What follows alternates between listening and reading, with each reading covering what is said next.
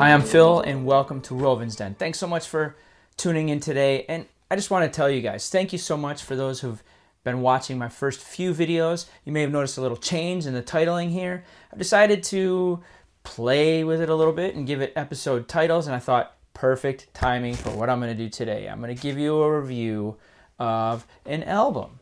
That album was backstory behind it. So I'm sitting in the car and I'm scrolling real fast before I pull out of the drive to listen to something, and I see new music and I see this album cover and it just pops right out at me. And I think, that's the one I'm going to stream. I want to stream it, but it was only a single. The album hadn't yet dropped.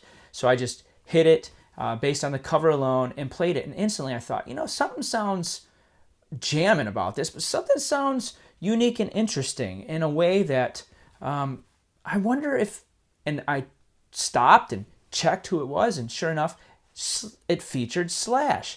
That song was Tombstone Town, featuring Slash by this artist, Dorothy. I'd never heard of Dorothy, so I knew that when the album was, going to be playing in its entirety, I needed to try to acquire a copy. So amazingly, it was gifted to me. I have amazing people that know I'm doing this channel, and they really want to see me review things and stuff, and I was talking about that, so someone gifted it to me, so thank you very much for that. This album, I'd never heard of the band before, as I said. The artist's name is Dorothy. I learned a lot in compiling the research to do this review, but first I just want to say this thing thumps. This thing is amazing. It was recorded at the Cabin in Los Angeles by Scott Stevens, mixed by Chris Baseford at Lucky Dog Sounds up in Canada, and then Ted Jensen mastered it over there at Sterling. The vinyl itself it's a clean vinyl. I'll show you the vinyl real fast to see what the label looks like on that. Here you go. Just a basic brown Dorothy The Way with song titles there. Inside is a beautiful, sleeve here. Just a toned brownish there. Just an amazing sleeve there. And then also a thing I love about full-size records compared to streaming or even CDs. And my old man eyes, it's getting hard to read. But you got this beautiful, beautiful insert here. It's a gatefold insert. So you've got the front there, and then on the inside you've got all of the tracks, the lyrics, the credits for each of the tracks. And then on the back you've got Dorothy's little thanks here, which is quite amazing, and then the production credits here. So just a beautiful, beautiful package for an absolutely beautiful album. One of the things that I noticed right away when I put this on, I listened to it 3 times, and the first time through I just took in the music and really enjoyed it for what it is, and it just rocked and thumped, and I blasted through the album, and I couldn't wait to listen to it again. So I did. I put it on a second time, and this time I took a little bit more notice of the songs and the notes behind it, and what I was experiencing and feeling, and let it set for a day or two. And then I came back to it again. And this time I listened while reading through the lyrics, reading through the liner notes and the credits. And that's when I was super surprised. And I should have known when I looked at the back, and it's just very sparse. What's the word? Not much information there other than the song titles. Doesn't really tell you who it's mastered by, who's in the band, or anything, just Rock Nation. So I had to instantly do a deep dive on who Dorothy is. This looks like it's their 4th album. I forgot to write that down. I apologize, but you guys know. And you can like and subscribe to my videos if you like them, and leave comments to help me. I mean, after all, we're here to educate, we're here to enjoy, and we're here to have fun. So, but I learned something interesting. It's just her. The whole band is just her. I mean, there are other musicians that play in live concerts, I'm guessing, but for the actual recording of the album, it's just her. Just Dorothy Martin is her name. Now, she's got a producer, that's Scott Stevens, who amazingly, it says in the credits, played all instruments and programming on nearly every song. So much like those guys you see at 3rd Street Promenade. I amazing. And then I thought, does that take away my enjoyment of the record, knowing that there's not really a band in there recording. It's one guy, and he's using drum tracks and actual instruments and whatnot. And then I thought, well, you know what? I'm going to go back and listen to that song that features Slash. And then it dawned on me, it doesn't really have a distinct Slash sound. Even the solo, which is credited to Slash, I'm curious if that's all he did. And if you know, please let me know. I'm really curious to know. But yeah, I decided that it doesn't matter. Because when you see the people who wrote the songs, it's a jam-packed supergroup of writers going all the way back to the 90s, I believe. You have guys just that have credits writing for Aerosmith and Carrie Underwood and Pink, and just so many musicians and artists. And even have Sam Colton, which I learned plays a Les Paul, my guitar, plays on a number of the tracks, additional guitars. He is in Faster Pussycat. And it's funny when you start doing a deep dive and learning that he was recommended by a friend of his who was mentored by Tracy Guns. And, I at one time I was friends with someone that knew Tracy, and never met him myself, but just was a fan of Elegance myself. And I saw the other day that he was interviewed on another podcast, and I checked it out. I thought, it's just funny how this all comes together. And then I realized, you know what? And I had been talking about on my opening video about Slash as my favorite guitarist, and then I saw this. Wow, man. My phone is always listening. That's true. But let me talk about the songs. Right away, when you drop the needle on I Come Alive, it just, the vocals, the sound stage. I got to give all credit to whose hands were on this vinyl. I'm sure the streaming and the CD sound equally as good, but this thing, just the soundstage on her voice, oh my word, it just was like filling my room. And the harmony of herself and the layering of the vocals just resonating, and then it just pumps into this crisp, clear, thumping bass, man. And I don't even have a subwoofer. And then the drums were deep, and the snare was crisp and clean without being overly bright. It's just amazing. And then I'm just going to be upfront. I rated almost every song on this album a 5, and that's after giving it 3 listens, including whatever spotty streaming that I had done prior to that. So, but The Devil I Know, another just solid song. I mean, the lyrics alone are just about overcoming and there's nothing salacious in them. It's something that I wouldn't mind my family being in the room if I was listening to.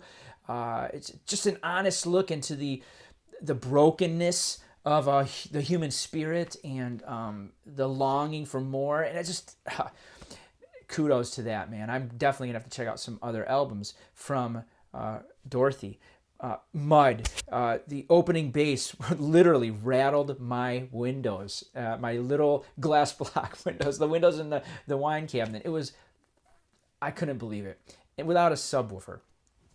And the vocals. The thing I loved about this album as well is the songs don't all sound the same. So many bands, they rock for that first opening song. Then you get into the third and fourth song, and you lose track of where you are because they all sound the same. Good, but the same. Not so. The variety, and kudos to Scott Stevens and the other writers.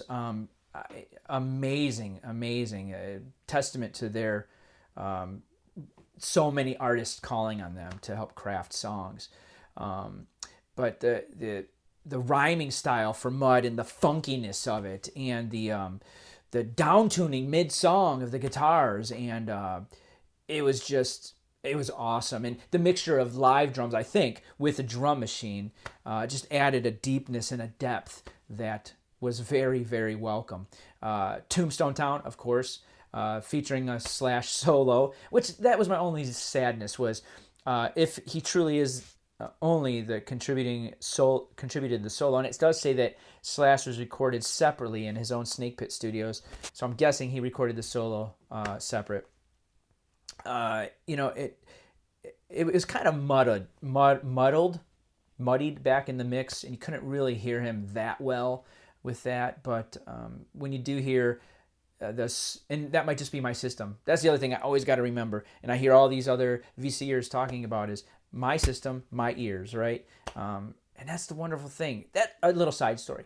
I was doing a comparison between a couple of copies that I have of a certain album that I want to do a video on in the future, and one is getting all the rave reviews and saying it's heads and shoulders above the other, and man, I'm having a hard time distinguishing between the this new remastered version and the OG. But I digress. To each their own, and that's the wonderful thing about objectivity and the arts. But this Tombstone Town's got this country feel to it. The hands are clapping, and you can hear them in the middle to the back of the mix. And man, I wish there were more Slash. Bones, another fantastic 5-star song. Unholy Water, man, if you could just crank it up to 6. It's a little distorted on my system, but the voice was up front and clean. The guitar, warmth, just the warmth of the guitar. But unfortunately, the vocals got a little distorted on that track. But the song itself, gosh, man, just absolutely kicks. And then we've got Haunted House. Oh, man, fantastic song, Haunted House. It was just a rockin' song. Again, a country rock style. I couldn't even understand how the scheme of things with the structure of the songs played out in a way that kept you engaged from start to finish. Putting Out the Fire. Putting Out the Fire was my 4-star. That was the one that wasn't as strong for me. It's more of a ballad style rock. Felt like I was going back in time with that one. But I'm thankful because it was different and it changed it up and it changed the mood of the album, which set up for the last 2 tracks. Superhuman, man, the reverb on the guitars and the vocals was magical. It was astonishing how I could just close my eyes, and it was not prog, but lent my ears to believe that prog might be somewhere in there in another album. That might happen. But the thumping and the rhythm was just melodic and like a trance. It was so beautiful, so amazing, which took you right into the true ballad, a piano ballad, The Way. Fantastic song, fantastic lyrics, the perfect end to a nearly perfect album. I am so glad that I had the opportunity to hear this. I can't wait to hear more. I got to start looking in those used bins or putting them on my birthday wish list, my Christmas wish list, and 4th of July wish list. Does anybody else do that? Or is it? So that's my review of Dorothy the Way. I highly recommend it. Get the album. You love the big, insert things that I talked about, but even if you're just going to go for the CD or streaming, you won't be disappointed. This is a fantastic album and a fantastic way to spend your day. Thanks so much. Please like and subscribe. Leave any comments, like I said. And, if you disagree or agree, let me know. And if you have other bands that sound very similar, let me know, because I'm on a journey of learning new music. Rock radio is pretty much dead. You don't hear much new stuff on there. Occasionally a new Ghost song or something, but you don't really hear much. So I'm really looking forward to exploring more and finding out what else is out there. Within Temptation, I think, is good, but different, right? Different. But Hailstorm, I guess, I don't know. I'd like to really know what else is out there that's similar. So thanks so much for watching, and just remember my adage. And I said it with, the Superhuman. Listening to this and just listening to records and listening to music and giving these reviews and doing deep dives just reminds me, and I hope it reminds you, that there is magic in the grooves. I'll see you next time.